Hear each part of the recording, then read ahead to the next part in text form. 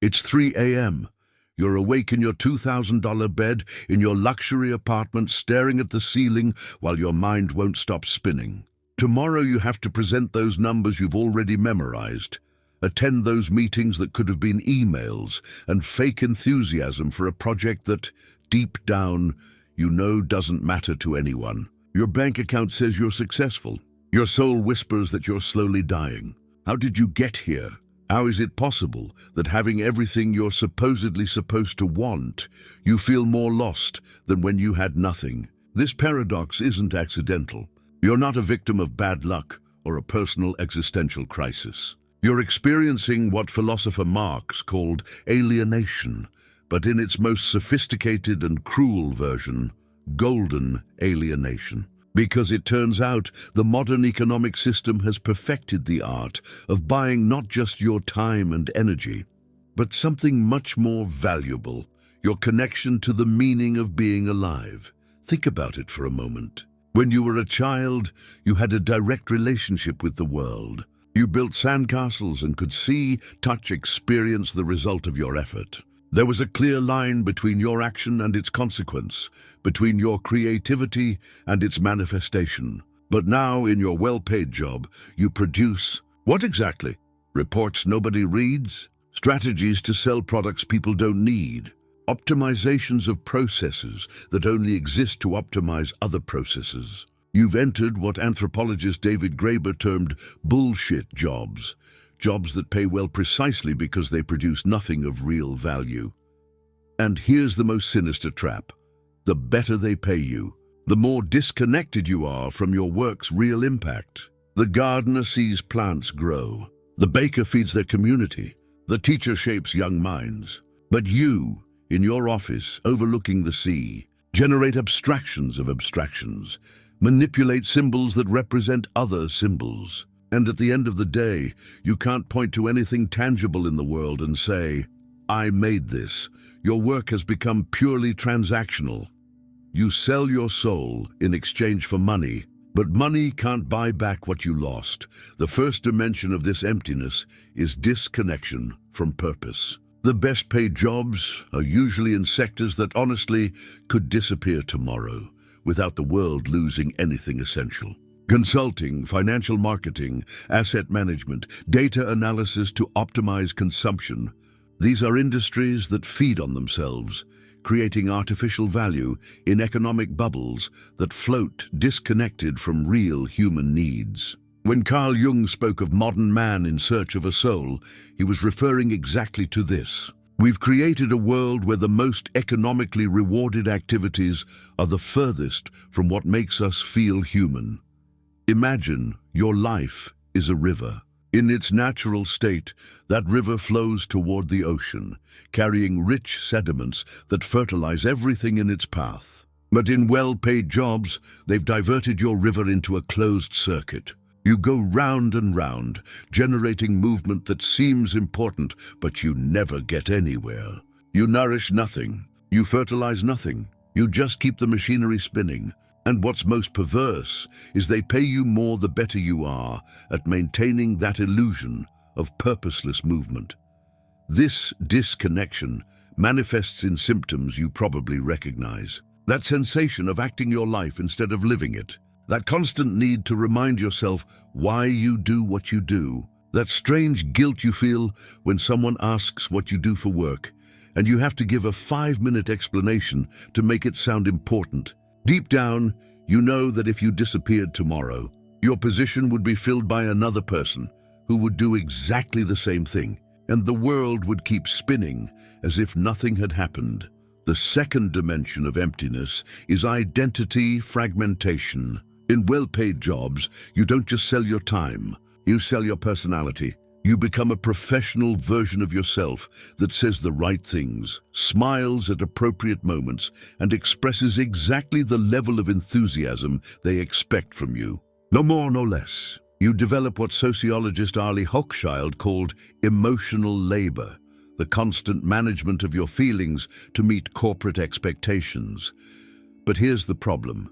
When you spend 8, 10, 12 hours a day being this edited version of yourself, you start losing touch with who you really are. It's like wearing a mask so sophisticated and for so long that your real face begins to adopt the mask's shape. You wake up in the morning and no longer know which thoughts are yours and which are ones you've learned. You should have to fit into your work environment. This fragmentation is especially cruel because it comes accompanied by elevated social status. People respect you for your work. Your family is proud. Your LinkedIn account gets likes when you post about your professional achievements. You receive all the external signals that you're doing the right thing, but internally, you feel like you're betraying something fundamental in yourself. It's a very subtle form of psychological violence. They reward you for disappearing. And then there's the temporal paradox. The more successful you become in these types of jobs, the less time you have for things that really matter. I'm not just talking about free time, but mental time, emotional time, spiritual time. Your work expands to fill all available spaces of your consciousness. You bring stress home. Think about corporate strategies while dining with your family. And checking emails becomes the last act of the day and the first of the next morning. The third dimension of emptiness is artificial competition. Well-paid jobs usually exist in corporate ecosystems where competition isn't based on creating real value, but on positioning yourself better within arbitrary hierarchies. You compete for promotions that will give you more responsibilities without more meaning, for bonuses that will buy things you don't need to impress people you don't really know. It's a rat race, but with more expensive suits and more elegant offices. This artificial competition generates constant anxiety that has no natural resolution. When a lion hunts, the anxiety of the chase resolves with success or failure, but then comes calm. In well-paid corporate jobs, anxiety never ends because objectives are never definitive. There's always another quarter to optimize, another presentation to perfect, another KPI to improve. You live in a permanent state of nervous system activation, as if you were constantly fleeing from a predator that never arrives but never leaves. What makes this particularly insidious is that you develop an addiction to this anxiety. Your brain interprets constant stress as importance, as relevance. Without that familiar pressure of deadlines and responsibilities, you start feeling like you don't exist. That's why vacations feel strange at first. Your nervous system doesn't know what to do without that constant dose of corporate cortisol. Nietzsche had a phrase that describes this perfectly. He who has a why to live for can bear almost any how, but well-paid jobs give you a very sophisticated how without any real why. They teach you complex methodologies, train you in specialized software, give you access to incredible resources, but never answer the fundamental question, what is all this for? What genuine human purpose is being served by your effort? The fourth dimension of emptiness is social disconnection. Paradoxically, the more successful you become in these jobs, the more isolated you feel from authentic human connections. Your co-workers aren't really friends. They're competitors disguised as collaborators. Your conversations revolve around performance metrics, growth strategies, and process optimizations. You lose the ability to have simple conversations about things that really matter. What makes you happy, what scares you, what you dream about when you're not worried about your next performance evaluation. And then there's the generational gap.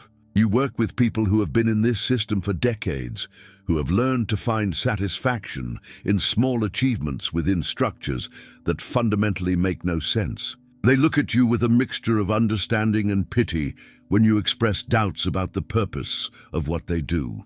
It'll pass, they tell you. We all go through that phase, but you know somewhere deep in your being that you don't want it to pass. That discomfort with the absurdity of the situation is the healthiest part of you. The loss of social connection also extends to your personal life. When most of your mental and emotional energy is consumed navigating corporate politics and meeting professional expectations, you come home as an exhausted version of yourself. Your personal relationships become another project to manage, another responsibility on your infinite list of things to keep functioning. Love, friendship, creativity. Everything becomes secondary to the productivity machine you've become. But here comes the insight that changes everything. You're not experiencing a personal failure. You're not weak for feeling empty in a job that pays well. You're not ungrateful for questioning a system that rewards you economically. What you're experiencing is your soul resisting domestication. It's your authentic human spirit rejecting a life that isn't aligned with your essential nature.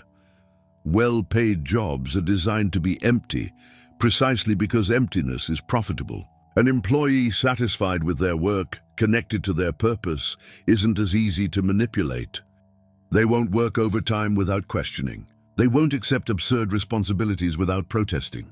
They won't participate in artificial competitions that only benefit shareholders. A spiritually fulfilled employee is a threat to the business model that depends on your disconnection to function.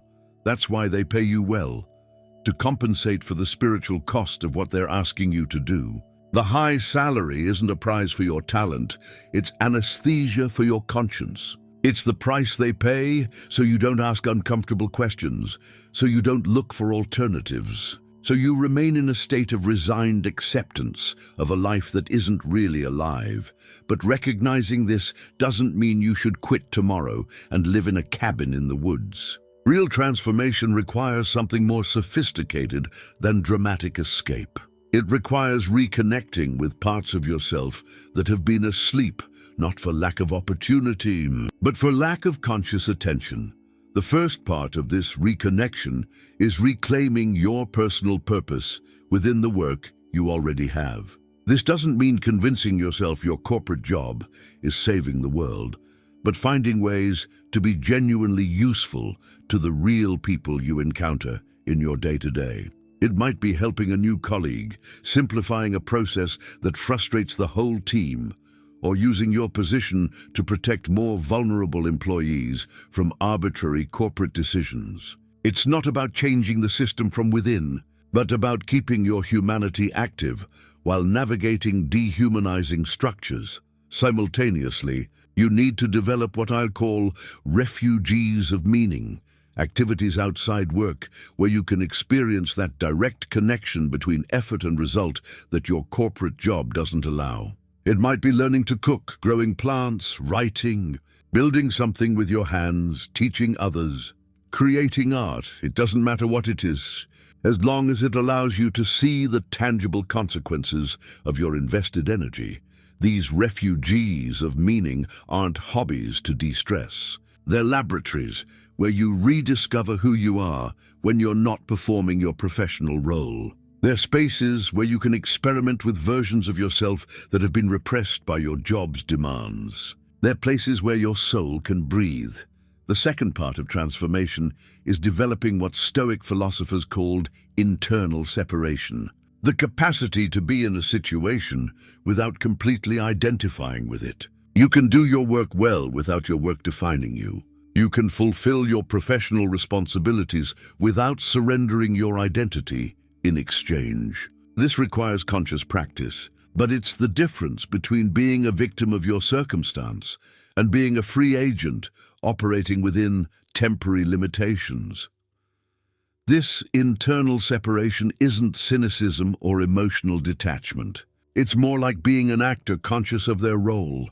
You can interpret the character with skill and dedication, but never forget that when the play ends, you're still you. Your work becomes something you do, not something you are.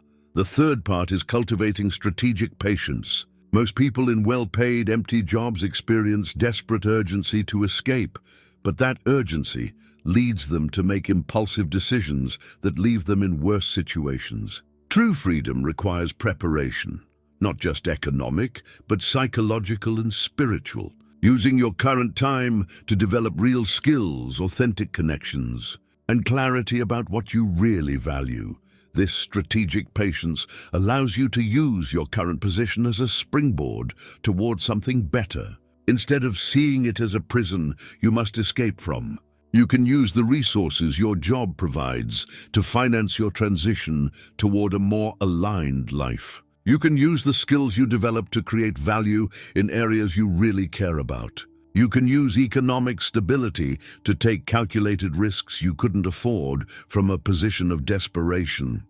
But the deepest transformation doesn't occur in what you do, but in how you perceive what you're living. When you understand that the emptiness of your well-paid job isn't a personal failure, but a symptom of a system designed to disconnect you from your humanity, something fundamental changes in your relationship with that experience. You stop feeling guilty about your dissatisfaction and start feeling proud of your resistance. Your discomfort with the absurd isn't weakness, it's integrity. Your need for meaning isn't immaturity, it's wisdom. Your refusal to find satisfaction in artificial achievements isn't negativity, it's spiritual discernment. You're an authentic human being refusing to be domesticated, and that's something beautiful, not something to be ashamed of. From this new perspective, your current job becomes a spiritual dojo where you practice maintaining your center amidst chaos, where you develop the ability to give your best without losing your soul, where you learn to create your own meaning in contexts that don't facilitate it. It's not the life you would choose to design from scratch, but it's an invaluable training ground for developing internal qualities that will serve you in any future context. And here's the final paradox. When you stop desperately needing your work to define you, when you develop internal sources of purpose and meaning, when you cultivate the capacity to be present without being possessed by your circumstance, you often find that possibilities open up that you couldn't see from your previous state of anxiety and urgency. You might discover ways to use your current position to create real impact you hadn't considered before. You might attract more aligned opportunities precisely because you no longer desperately need them. You might find collaborators and mentors who recognize your authenticity in a world full of people playing roles that don't fit them. The emptiness of well-paid jobs isn't the end of your story. It's the beginning of your awakening. It's your soul telling you that you're made for something more real, more connected, more alive. And while you figure out what that something more is, you can use your current situation as a laboratory to develop the internal qualities that will make that more authentic life possible. Because in the end, true wealth isn't in what you accumulate, but in how alive you feel while doing it. And being alive, really alive, requires courage to reject the definitions others have made of what your success should be, and wisdom to create your own step-by-step conscious decision after conscious decision. If this message resonated with you, share it with someone you know is struggling with these same questions, because recognizing that you're not crazy for feeling that something fundamental is wrong with the system that pays you well to empty you out is the first step toward reclaiming your life. And reclaiming your life in a world designed to steal it from you is the most beautiful act of rebellion you can perform.